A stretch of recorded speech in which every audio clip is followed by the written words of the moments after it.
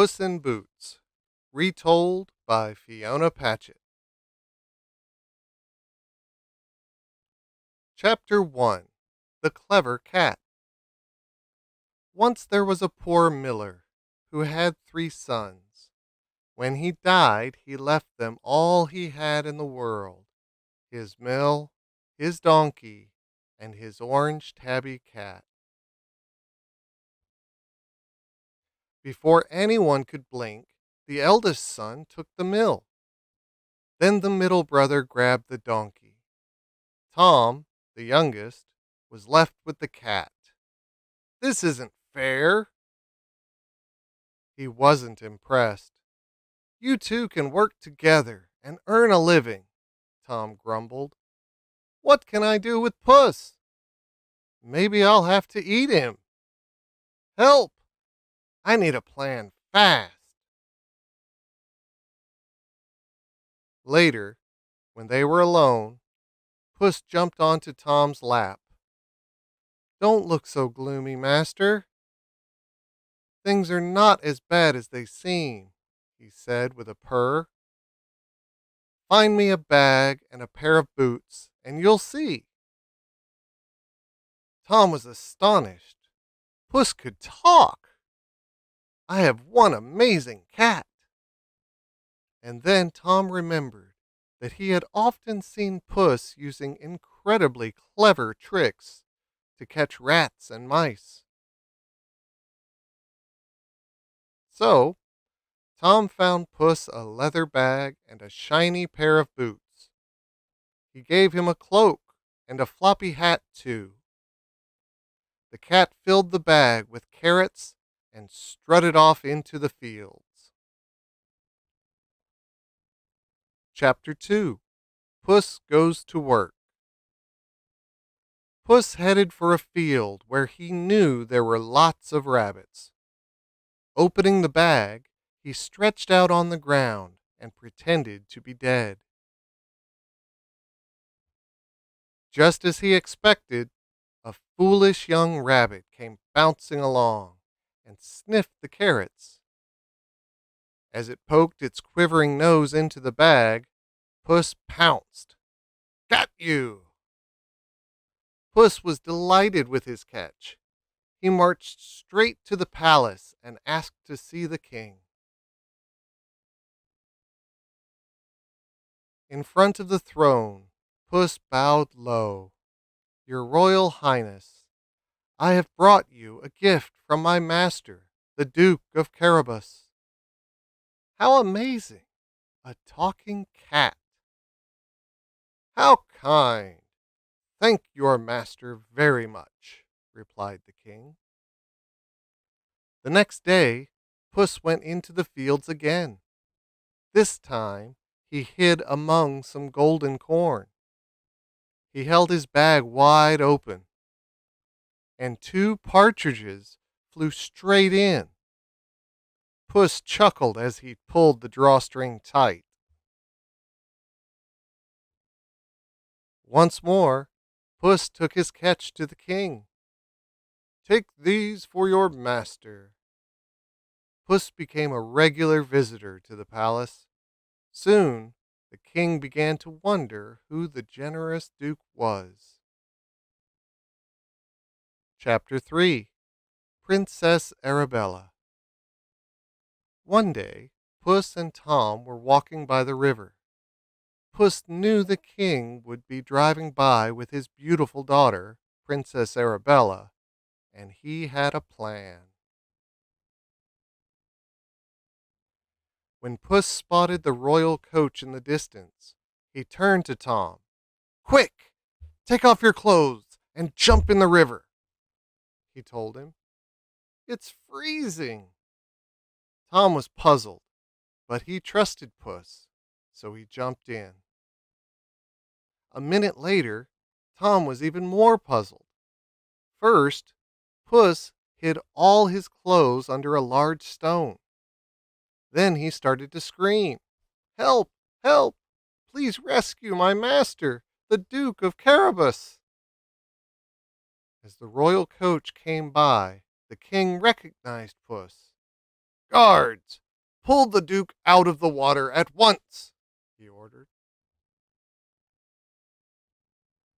Dreadful thieves attacked my master and stole his clothes, Puss explained. That's terrible, said the king, but I think I can help. He snapped his fingers and a servant ran up. Go to the palace and fetch some clothes for the Duke. All this time, Princess Arabella had been watching from the coach. When she saw Tom in his fine, new clothes, she jumped from her seat. He was so handsome. Duke of Carabas, this is my daughter, Princess Arabella. Does he mean me? Tom bent and kissed Princess Arabella on the hand. Oh, she gasped and smiled. The king insisted that Puss and the Duke join them on their drive. You go, master, said Puss, pushing Tom forward. I have some errands to run. Chapter 4 40 Fields. As the coach rumbled along, Puss raced ahead. He still had lots to do.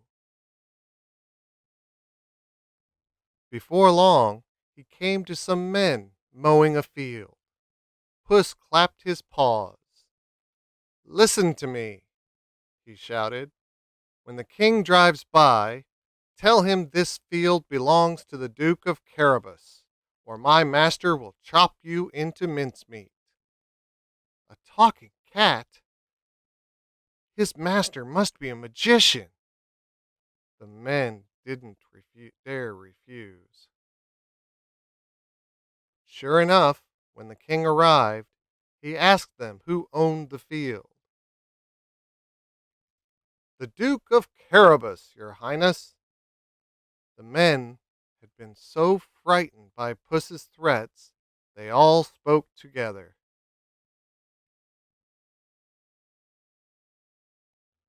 Tom was astonished to hear them tell the king this was his land, but he decided to play along. This field always produces a good harvest. Puss ran ahead. In the next field he passed, some men were reaping grain. Tell the king this field belongs to the Duke of Carabas, he snarled, or my master will grind you into mincemeat. Horrified, the men agreed. When the royal coach arrived at the next field, the king got out. The field was twice as big as the one before. Who owns this field? He asked some workers. The Duke of Carabas, your highness, they replied.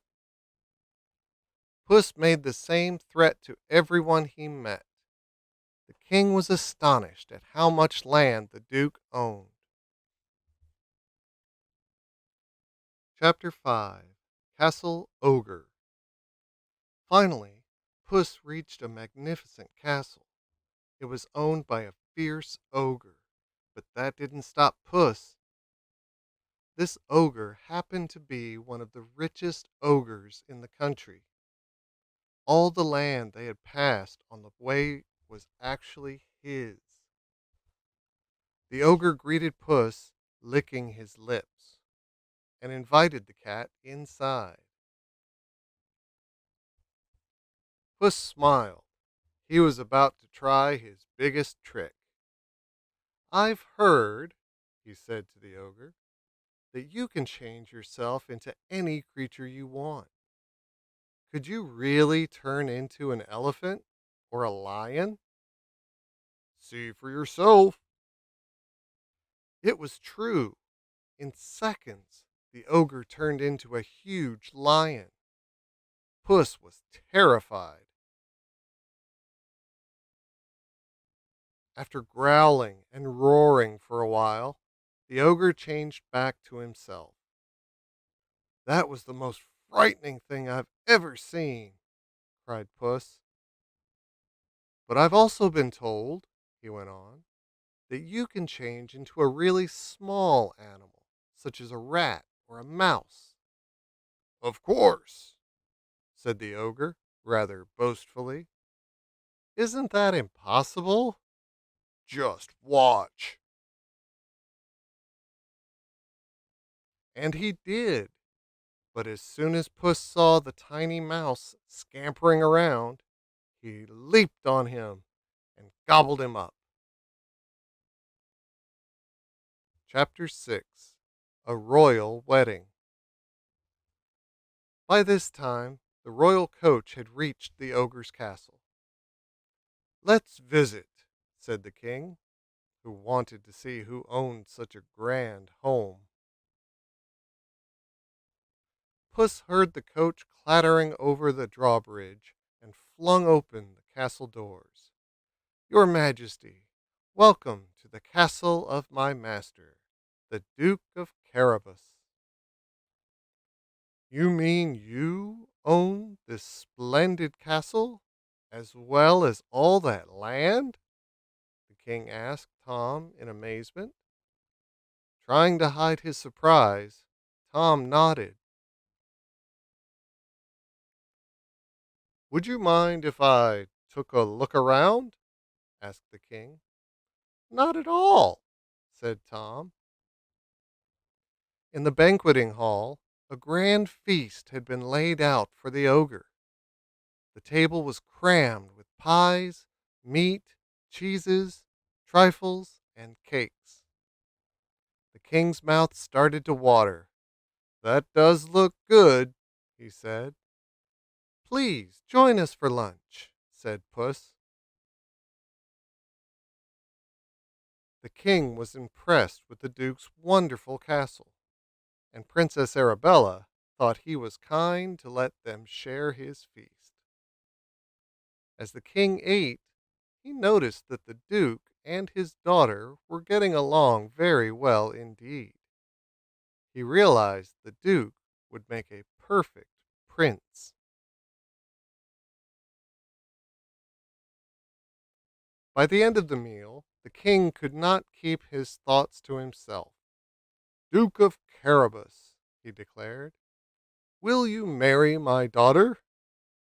"I'd be delighted, sire." A wedding was arranged for the very next day, and so the miller's youngest son became a prince and lived happily in the castle with his beautiful bride. Tom's brothers were both made earls. As for Puss, he became a lord and never had to chase mice again, except for fun.